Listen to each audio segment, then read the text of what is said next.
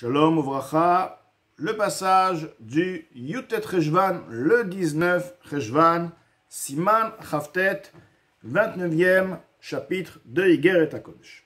Eshet Chai Lateret Baala Chulu. Une femme vertueuse et la couronne de son mari, etc. Là, l'Admor Azakeh pour nous expliquer que Eshet Chai parle de Torah Shebe'al Peh, la Torah Era orale, qui permet à la connaissance des halachot. Baala correspond à la Torah Shebichtav, la Torah écrite. Ita Begmara, il a rapporté dans le Talmud, dans la Gemara, Perek Dalet de Megillah, 4e chapitre de Megillah. Udishtamesh Betaga Chalaf Chulu. Celui qui utilise pour ses propres besoins la couronne partira, ce qui veut dire il partira de ce monde, etc. Ceci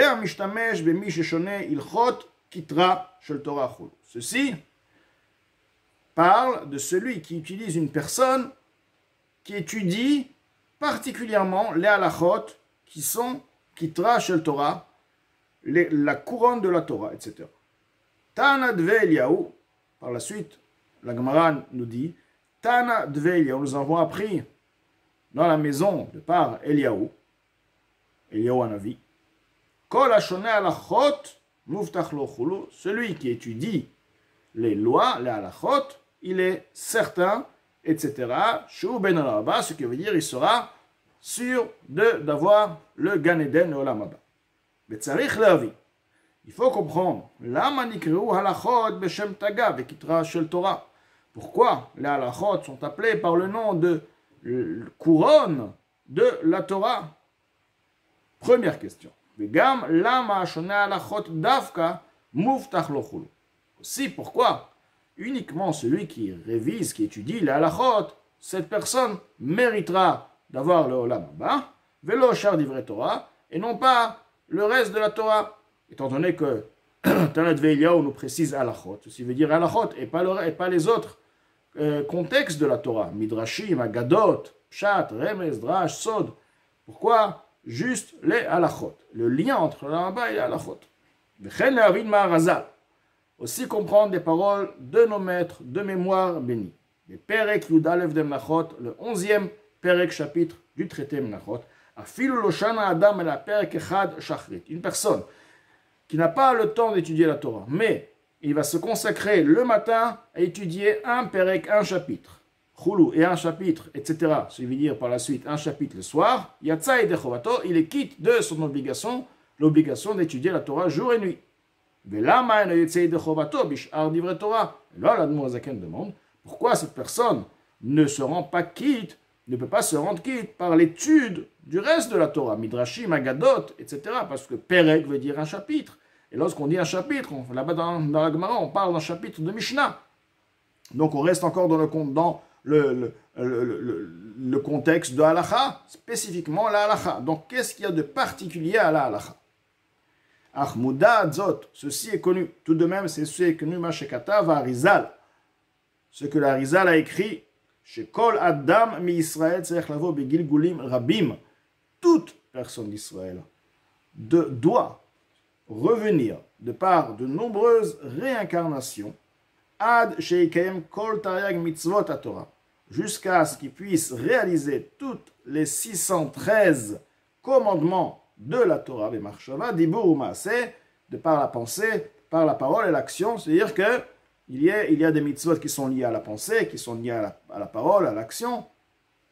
La personne a besoin d'avoir la neshama, par la personne, c'est pas le corps. Cette neshama va devoir descendre plusieurs fois afin de réaliser tous les 613 mitzvot. Et pourquoi?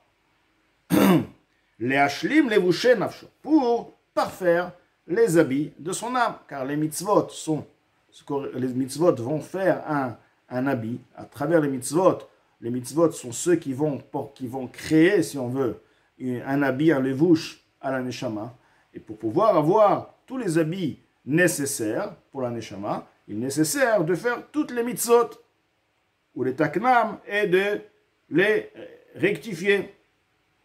Donc, pour pouvoir avoir des habits comme ils se doivent, et aussi pour rectifier ces habits, car les habits, des fois, la mitzvah a été faite, mais elle n'a pas été faite comme il faut. Donc l'habit, il est là, mais il n'est pas comme il se doit. chez l'oyel et voucha de chasser achulu, afin qu'il n'y ait pas un habit qui manque. Les vad mitzvot atluyot bemelech, à l'exception des commandements qui sont dépendants du roi, c'est uniquement le roi qui a le commandement. Chez Hu motzi kol Israël, lui il rend quitte tout Israël. C'est vrai que ça fait partie des 613, mais étant donné que ces mitzvot sont liés uniquement au roi, ceci est considéré à chaque juif comme si lui-même avait accompli cette mitzvah. Qui hu klalut kulam, car le roi est la globalité, la généralité de tous, chulu, etc. Ve'atam hu, la raison pourquoi il est nécessaire de faire toutes les mitzvot et tous les œuvres, et pourquoi ces habits sont nécessaires, ces habits spirituels, kedei le'albish kol tariag bechinot ve'kochot shebenafsho, pour habiller tous les 613 niveaux et forces de l'âme, car nous avons dans notre neshama 613 membres et 613 membres spirituels. Maintenant, chaque membre va être habillé par un habit. Cet habit correspond à une mitzvah, les 613 mitzvot. Chaque mitzvah est relié à un membre. Afin qu'il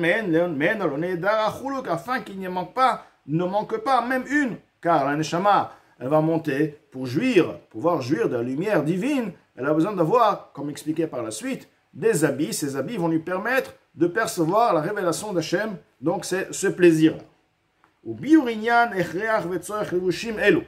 L'explication du concept et de la nécessité, le besoin de ces habits-là. Mais voir Bézohar est expliqué dans le Zohar. Et ceci, suite, ce qui est expliqué dans le Zohar est aussi compris à tout celui qui comprend, qui étudie.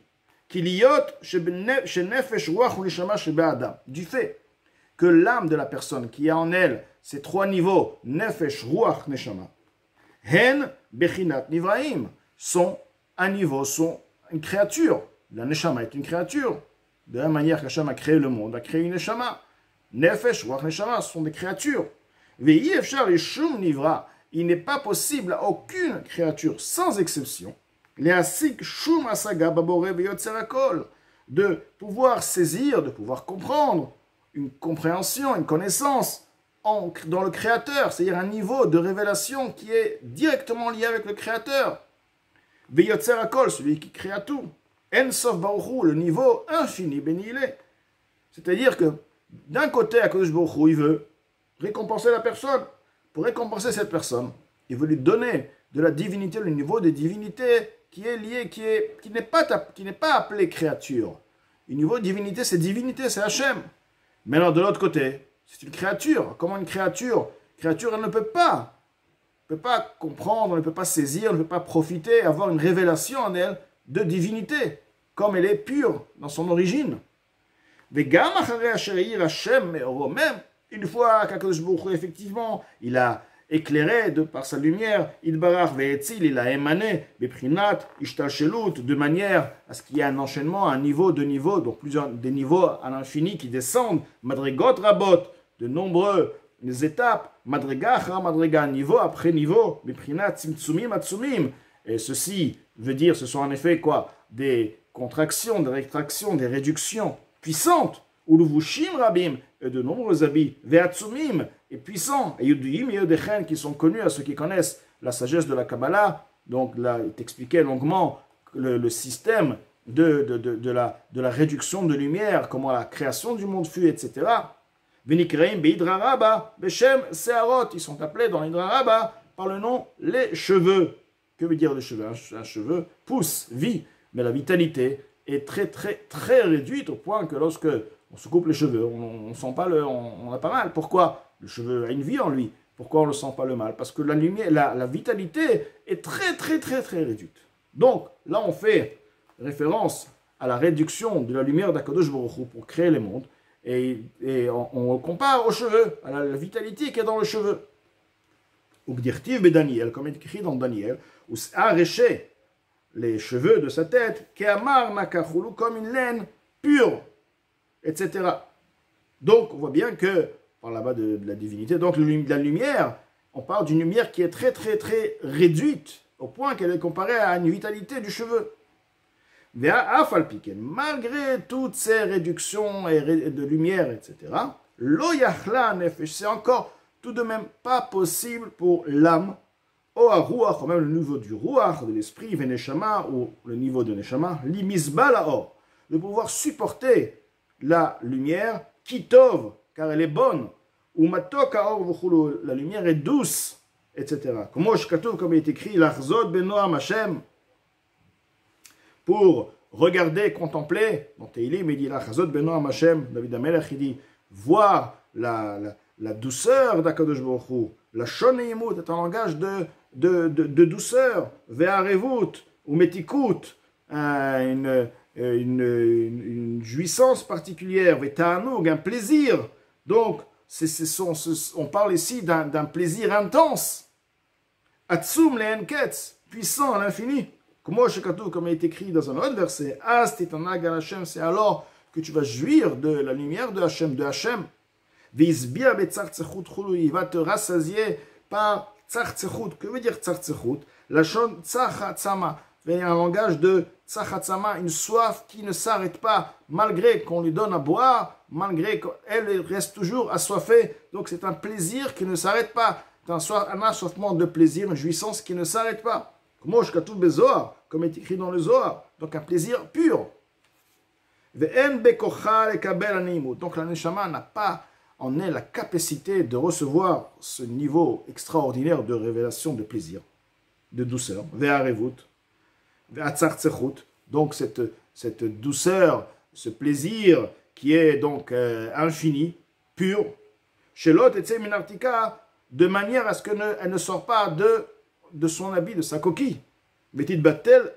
Alors elle sera effacée de son existence. Oui, parce que ici on va lui donner un plaisir qui la dépasse. Elle va tout simplement rejoindre la lumière divine, elle va perdre son existence. Donc, Akadosh Baruch Hu, pour permettre à cette neshama d'exister, d'avoir son existence propre, il a besoin, comme expliqué, il va donc devoir réduire cette lumière. Kener ba'avuka, donc, c'est comme la bougie qui va s'inclure, d'accord, qui va s'intégrer dans la torche. Donc, à partir de là, il n'y a plus de bougie. Si on met la lumière, la flamme de la bougie dans la torche, on ne va plus voir la flamme de la bougie, on va voir une torche. Donc la lumière du plaisir est tellement là, la neshama, elle va s'intégrer dans cette lumière puissante, elle va perdre son existence. Elle a besoin tout de même aussi de pouvoir avoir les capacités d'exister tout en profitant. Imlo, alors, si ce n'est, j'ai une prina torzé. Alors comment Hachem il a fait maintenant pour avoir les deux choses? D'un côté, cette lumière extraordinaire, ce plaisir extraordinaire, et de l'autre côté, la neshama a son existence à part elle-même. Il a fait de sorte ainsi. Imlo, j'ai une prina torzé atso. De par cette lumière même, cette lumière qui va se révéler à la neshama au olam haba, au monde futur. Cette lumière même, Hachem il a fait de sorte, tishtalshel vetimashech mimenu. Elle va être influencée.